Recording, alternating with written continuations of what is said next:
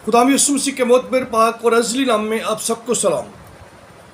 और मेरी दुआ है कि खुदा की ज़ात मोतबर आपको हमेशा अपने हिफ्ज़ व ईमान में रखे और अपने बेटे यीशु के नाम की खातिर और अपने फजल की बदौलत हमेशा आपको महफूज रखे और रूहुल कुद्स के वसीला से आपकी रहनुमाई फरमाए।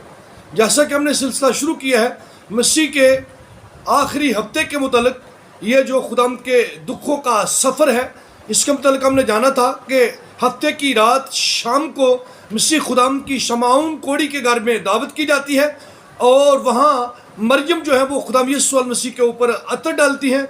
सेकंड हमने देखा था अतवार वाले दिन कि मसीह खुदाम का यरूशलेम में फातहाना शाहाना दाखला, लोग खुदाम यीशु मसीह का इस्तकबाल करते हैं, भीड़ उसको आगे और पीछे से वेलकम कहती है और ये इकरार व इतराफ़ करती है, मुबारक है वो जो खुदावंद के नाम पर आता है, और होशाना होशाना के नारे बुलंद करती है। मसीह खुदावंद को अपना बादशाह बनाना चाहती है। फिर हमने देखा था कि लोग खुदाम यीशु मसीह का इस्तकबाल करते हैं। उन्होंने लादू के बच्चे पर खुदाम यीशु मसीह को बैठाया।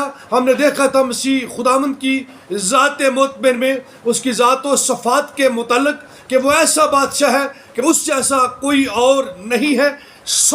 फिर हमने ये देखा था कि लोगों ने मसीह खुदावंद के पाँव के रास्ते पर कपड़ों को डाल दिया और जिस लादू के बच्चे पर मेरा और आपका का बैठा उस पर कपड़े डाले। खजूरों और दीगर दरख्तों की डालियों को हाथ में पकड़कर मसीह यीशु का इस्तकबाल किया गया। ये वाक़या हमने देखा था।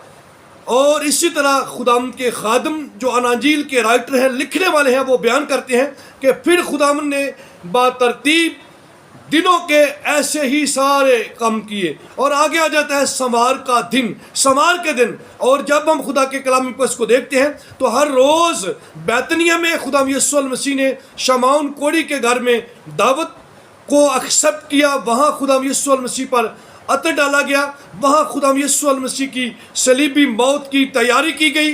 वहाँ से खुदा यीशु मसीह जो है बनाए आलम से पेशतर ज़िबा किया हुआ बर्रा अब डेली बेस पर यरूशलेम में आता है, क्योंकि बर्रा का जो फसह का बर्रा है उसे ईद पर यरूशलेम में ही कुर्बान होना था। तो वो जो बनाए आलम से पेशतर ज़िबा किया हुआ बर्रा है, जैसे उम्मतों को, कबीलों को, घरानों को और बहुत सारे लोगों को अपने जलाल के लिए चुन लिया और संभाल लिया, उसके लिए शुक्रगुजारी करते हैं कि वो जो अजीब बादशाह है उसकी सताइश और तमजीद हो। और उसके जलाल के लिए हम आपके सामने उसके जलाल को बयान करने के लिए यहाँ खड़े हैं। और मैं शुक्रगुजारी करता हूँ उस पाक कलाम के लिए कि जो लोगों की ज़िंदगियों को तब्दील करता है और इन्हें संभाले रखता है और अपने जलाल के लिए खुदावंद जो है अपने लोगों को अपनी मुतय्यना और मुकर्ररा मुद्दत पर इस्तेमाल करता। तो इसी तरह ज़मानों के एहतमाम पर वो ज़ाते किबरिया अपनी जो इंसान की सूरत में ज़मीन पर हम पर अश्कार ज़ार हुए, जिसके जैसे हम बर्रे की बात कर रहे थे, तो यकीनन ज़िंदा खुदा का बर्रा अब यरूशलेम में दाखिल हो गया है। अब वो यहाँ कुर्बान होकर ही जाएगा, यहाँ से वो वापस नहीं जाएगा। अब उसका दूसरा, पहला सफ़र हम देखते हैं अतवार वाले दिन, दूसरा सफ़र समार वाले दिन। अब खुदा यीशु मसीह जो है वो बैतनिया से चल कर यरूशलेम की तरफ आ रहे हैं। मैंने पिछले मैसेज में आप पर डिक्लेयर किया था कि खुदा यीशु मसीह ने 30 साल तक अपने वालिदैन की खिदमत की और 3 साल उसने बाप की खिदमत की कलाम मुक़द्दस को बयान किया।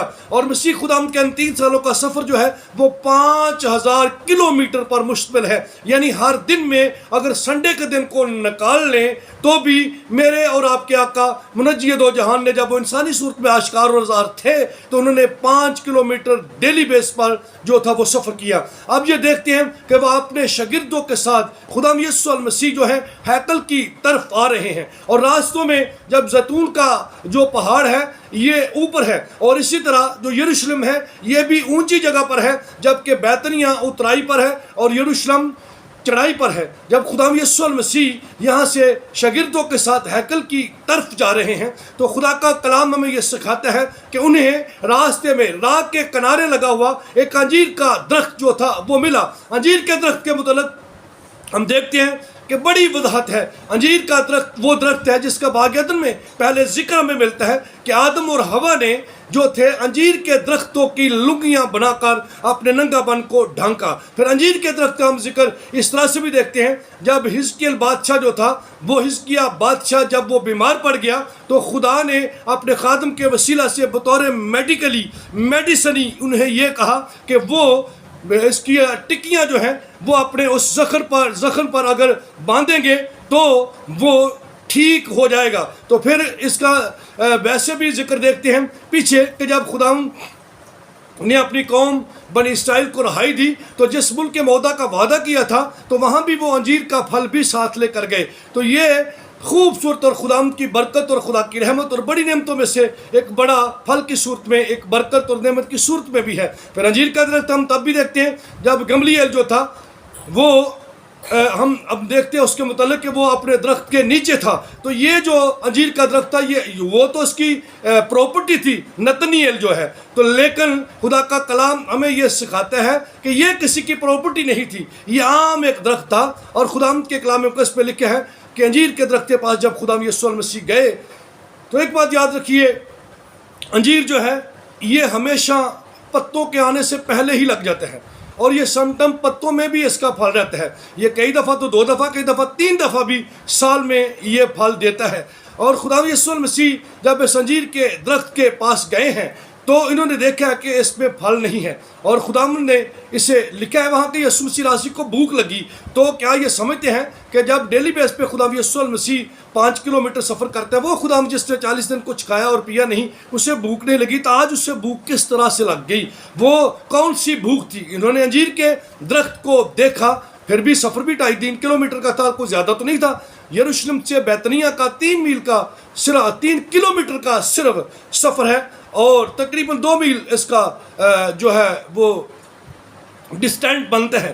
تو ہم یہ دیکھتے ہیں خدا یسوع المسیح جو ہیں جب یہاں پہنچتے ہیں تو انہوں نے انجیر کے درخت کو دیکھا اور اس میں پھل نہ پا کر اسے یہ کہا کہ تجھے پھر کبھی پھل نہ لگے۔ پھر آپ آگے سے سفر کرتے ہیں، آپ ہیکل میں جاتے ہیں، اور ہیکل میں دیکھتے ہیں کہ وہاں جا کر انہوں نے دیکھا جب ہیکل میں، تو ہیکل جو ہے یہ خدا کا گھر تھا، لیکن وہاں ڈاکوؤں کی کھو بنا ہوا تھا۔ یہ دوسرے دن کا یسوع مسیح راسی کا کام ہے، یعنی کہ ہفتہ خدا کا سبت، اتوار پہلا دن اور سوموار دوسرا دن۔ دوسرے دن آپ کے مسیحا نجات دہندہ خدا یسوع المسیح نے، جو میرا آقا اور منجی، میرا بچانے والا، میرا حفظی، میرا سیویئر، میری نجات کا پشتہ، میرا بچانے والا ہے، اس خداوند نے کہا کہ مجھے، جیسے اس کے متعلق پہلے زبور نویس کہتا ہے کہ مجھے تیرے گھر کی غیرت کھا گئی۔ انہوں نے جب جا کر وہاں دیکھا تو وہاں لوگوں نے، جہاں خدا کے کلام کی منادی ہونی چاہیے تھی، جہاں خدا کے کلام کا اشتہار ہونا چاہیے تھا، وہاں لوگوں نے کاروباری اپنا سلسلہ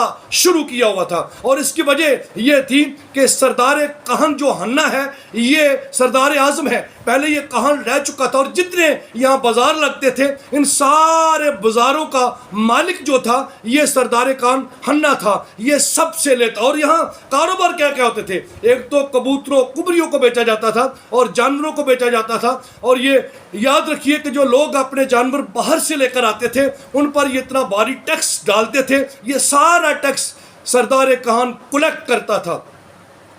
کیفا کا جو سسر حنا ہے وہ اس کا سارے، اسے حنا کے بازار بھی کہتے تھے، اور جتنے لوگ باہر سے آتے تھے وہ ان سے جانور خریدتے اور ان سے پرندے خریدتے، ان سے وہ خرید کر ساری قربانیاں گزارنے تھے۔ اور اس کے علاوہ یہ تھا کہ جو کرنسی ہیکل میں ڈالی جاتی تھی وہ بھی لوگ جو باہر سے اپنا روپیہ پیسہ لے کر آتے تھے اس پیسے کی صورت میں نہیں، بلکہ جو کرنسی ان یہودیوں کی تھی اس کرنسی کی صورت میں وہ کرنسی ہیکل میں ڈالی جاتی تھی۔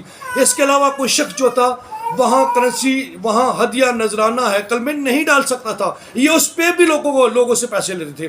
لوگ تنگ تھے، لوگ بڑے مجبور تھے کہ ہم سے کیا ہو رہا ہے۔ لوگ تو خدا کے عشق میں، خدا کی محبت میں، خدا کے کلام کے مطابق ہیکل میں جاتے خدا کا دیدار اور زیارت کرنے کے لیے، لیکن ان لوگوں نے ان لوگوں کو ڈاکوؤں کی کھو، یعنی کہ لٹیروں کی طرح ڈاکو بن کر ان لوگوں کو یہ لوٹتے تھے۔ یہ بات خدا کو ناپسند آئی، اور خدا کے کلام مقدس میں ہم دیکھتے ہیں کہ خداوند نے ہیکل کی صفائی کی، خداوند نے ایک کپڑے کا کوڑا بنایا اور لوگوں کو مارا۔ اور میں یہ سمجھتا ہوں کہ اتنا بڑا بازار جو تھا یہ خداوند یسوع مسیح نے اکیلے تو نہیں، میں یہ سمجھتا ہوں کہ جتنے خداوند یسوع مسیح کے چاہنے والے تھے وہ سب مسیح خداوند کے ساتھ لگ گئے اور انہوں نے ہیکل کی صفائی کر دی۔ اور آپ یہ سمجھتے ہیں کیفا کوئی عام شخص نہیں تھا، وہ بڑا ایک پاورفل شخص تھا۔ اس کا دماد جو یہ کیفا کے متعلق آپ جانتے ہیں یہ کون تھا؟ یہ اس کا دماد تھا، اس کا بیٹا نہیں تھا۔ اس کے 3 بیٹے تھے لیکن وہ تو نہ کہن کے عہدے تک پہنچ سکے، لیکن یہ اس کے بیٹے تو اس بات کو نہ اس پوزیشن کو حاصل کر سکے۔ لیکن کیفا انتہائی چلاک، مکار اور شاطر شخص تھا جس نے اس کی بیٹی کے ساتھ پہلے تو اپنا رابطہ کیا، اس کے ساتھ شادی کی۔ شادی کرنے کے بعد اس نے جو اس وقت کی رومی حکومت تھی اس کے ساتھ اپنے مراسم قائم کیے، اور پھر اس نے حنا کو اعتماد میں لیا اور اس نے کہانت کے اس عہدے کو سنبھال لیا۔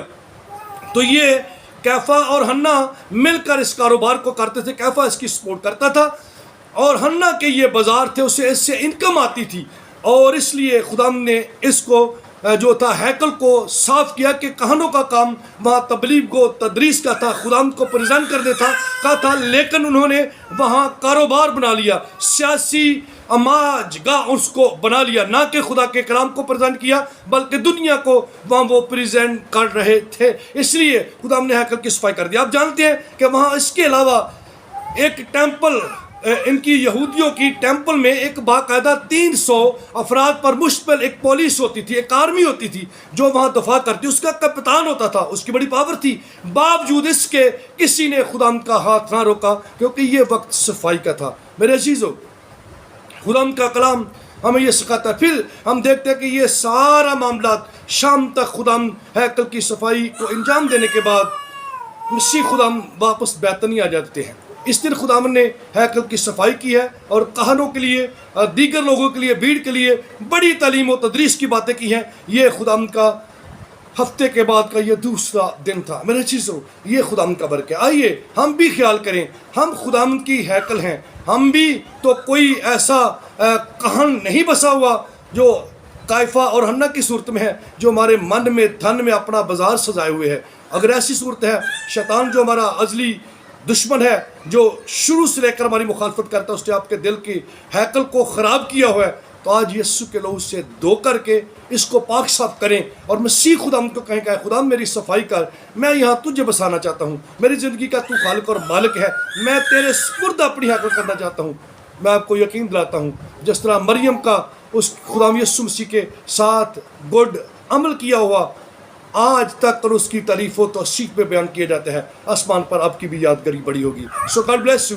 آج ہم نے سیکھا ہے کہ مسیح خدا دوسرے دن کہاں آئے، انجیر کا درخت کا واقعہ، ہیکل کا واقعہ، ہیکل کی صفائی کا واقعہ، اور یہ بازار کس کے تھے؟ سردار کہن حنا کے تھے۔ ان کا نام کیا تھا؟